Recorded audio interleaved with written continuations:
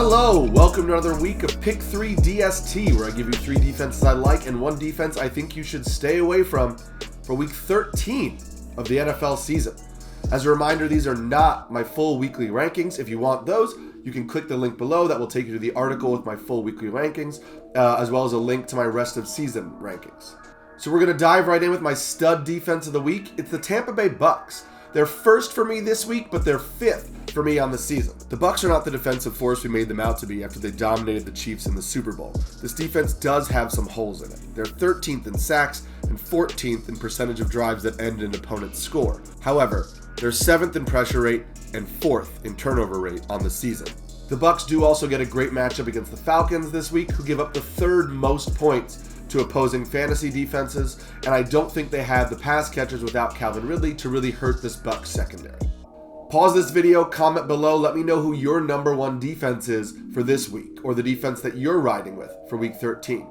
Now we're going to move to my solid option, which is the Indianapolis Colts. They're 5th for me on the week, but they're 17th for me on the season. Having the Colts this high worries me because they're literally last in the NFL in almost every single pressure metric.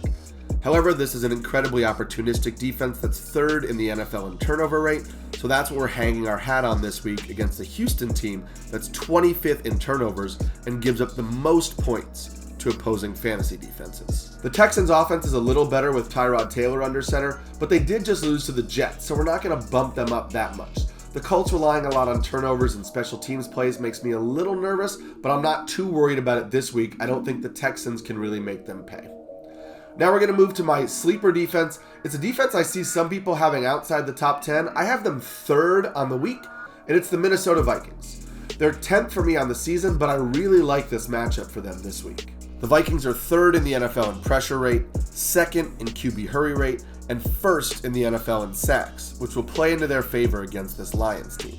I know the Vikings defense hasn't been as good with Danielle Hunter out, but this is still a strong unit, and the Lions are likely going to be playing without DeAndre Swift, so I really don't think they have any playmakers who can beat the Vikings defense. Plus, the Vikings are really vulnerable in the secondary, and the Lions just don't have wide receivers to beat them deep. Now we're going to move to my stay away defense. It's the New Orleans Saints. I see some people have them hovering around the top 10. They're 19th for me on the season.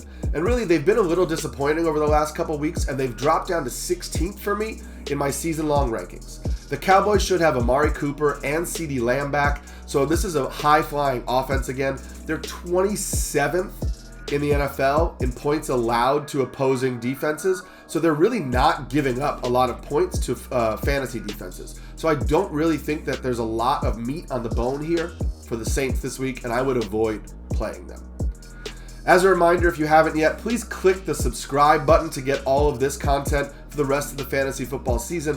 We have waiver wire content, start-sit videos, rankings videos. We're going to help to get you to your fantasy championship. So like and subscribe, and good luck in week 13.